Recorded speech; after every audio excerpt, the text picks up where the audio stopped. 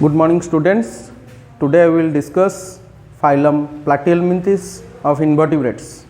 So phylum Platyhelminthes are generally called as flatworms. So the general characteristics of Platyhelminthes we will discuss today. It is the next phylum after Coelenterata.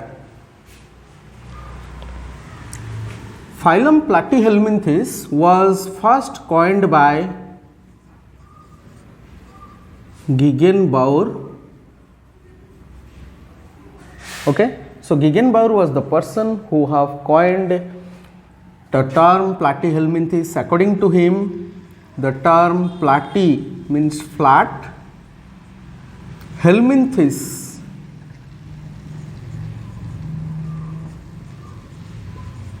means worm. So these are flatworms.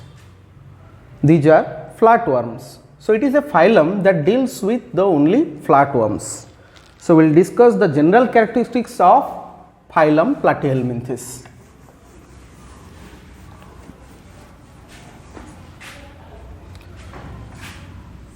Members are mostly parasitic. Members are mostly parasitic. We can say it as endoparasites. The parasites that live inside the host body and derive nutrients are called endoparasites. They give diseases to the host. Side by side they derive the nutrients or nourishment from the host body. So they are mostly parasitic. They are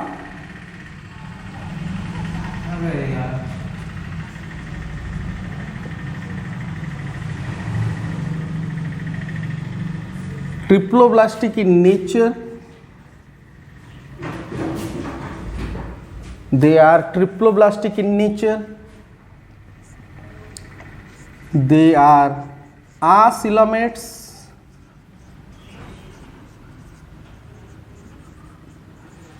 They are acoelomates.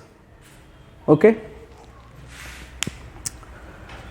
Members are mostly parasitic. They are triploblastic in nature, having 3 germ layer: outer ectoderm, middle mesoderm, inner endoderm.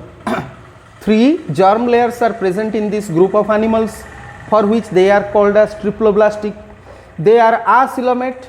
They don't have coelom. So what is coelom? Coelom is an empty cavity that lies between the gut and body wall. Gut means alimentary canal or GI tract, gastrointestinal tract, GI tract. The empty region that lies between the gut and body wall is called coelom. So they don't have, for which they are called as acoelomates. So they are, as I have told you, all these are parasitic. So they have developed certain parasitic adaptation for which they can remain inside the host body as successful. Parasitic adaptations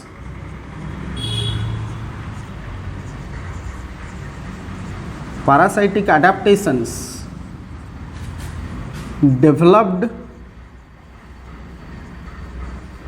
by the presence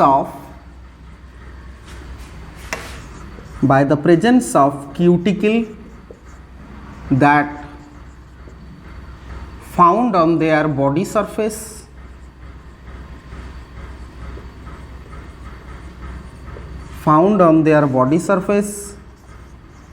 which protects them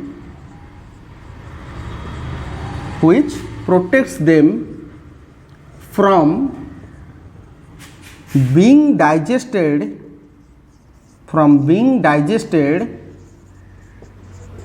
by host digestive juice.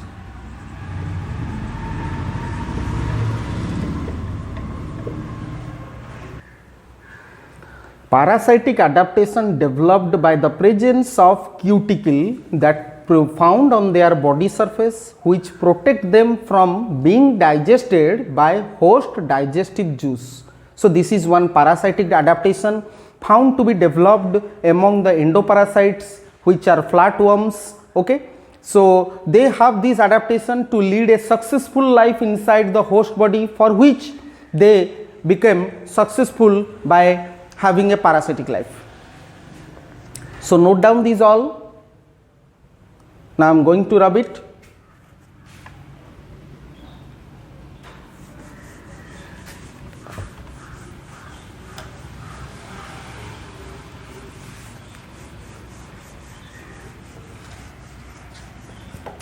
Students, the members are dorso-ventrally flattened. Dorso-ventrally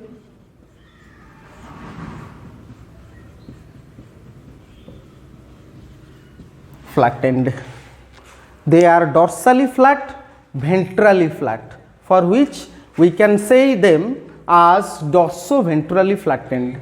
So this is a characteristic feature for flatworms, that they are dorso-ventrally flattened. Okay.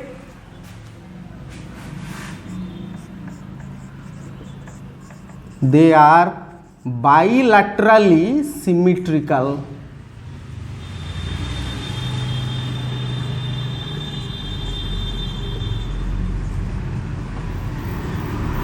Or we can say they show bilateral symmetry. Okay, they are bilaterally symmetrical. They don't have digestive system. They don't have digestive system. You can ask me why. So here they don't have digestive system because they readily absorb host digested food. They readily absorb host digested food, for which they don't require the digestive system to get developed in their body, because they are endoparasites. Respiration is anaerobic. Respiration is anaerobic. They don't get free oxygen from the atmosphere. By having a parasitic life, they spend most of the time inside their host. So host body don't permit them to get the free atmospheric oxygen from environment, for which the respiration is said to be anaerobic. Okay, understood all of you? Locomotory system or locomotion is absent. Locomotion is absent in parasitic forms.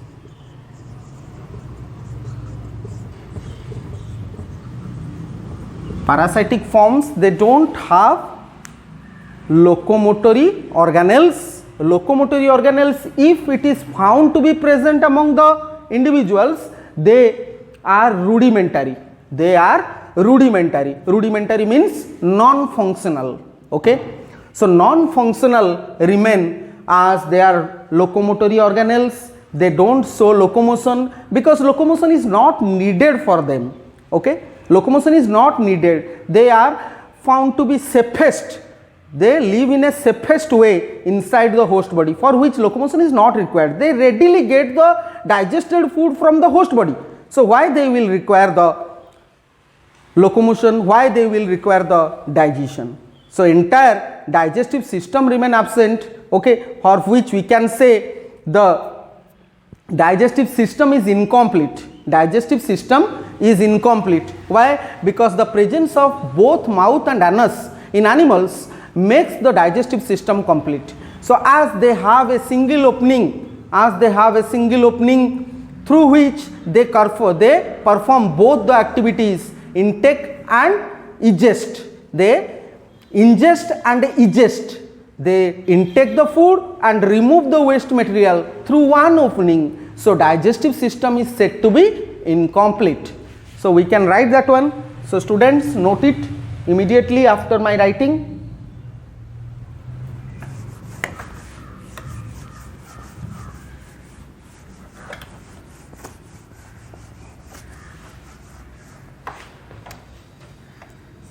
Digestive system is incomplete.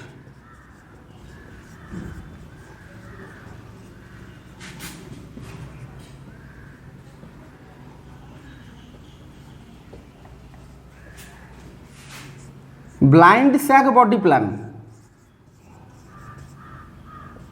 They have which type of body plan? Blind sac body plan. Phylum Platyhelminthes have blind sac body plan. Blind sac body plan is a plan present in animals which have a single opening, okay, that they perform the activity of ingestion and egestion through a single opening, for which they are blind sac body plan. Members are hermaphrodite. Members are hermaphrodite. Hermaphrodite. Hermaphrodite means bisexual. Hermaphrodite means bisexual or monoecious. Or monoecious. We can say hermaphrodite, we can say bisexual, we can say monoecious.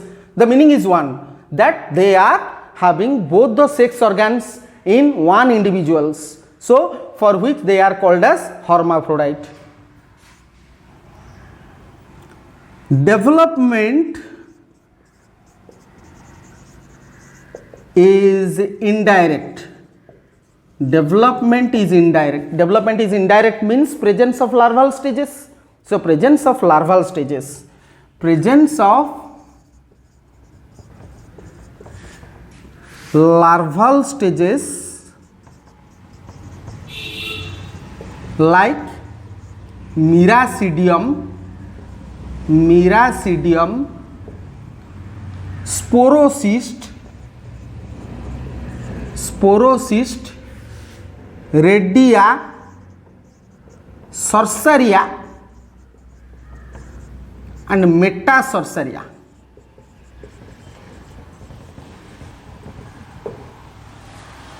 These are the larval stages found to be present among the members of phylum Platyhelminthes because their development is indirect. Okay, so I am going to rub it.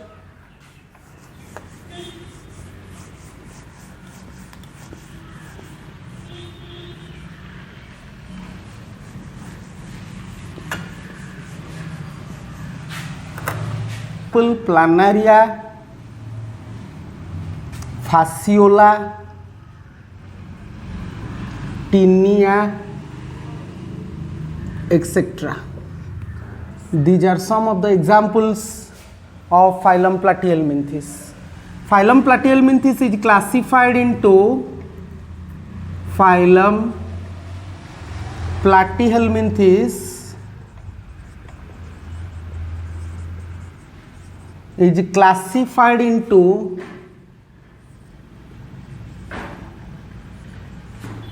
three classes. First class is Turbellaria, then Cystoda, then Trematoda.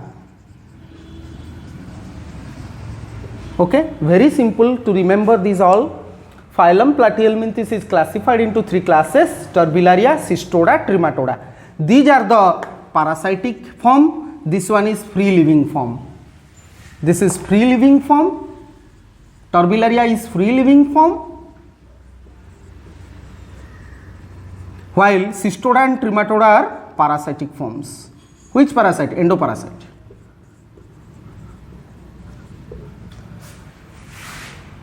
Forms we can write, otherwise you can mention it as class. Parasitic class and free living class.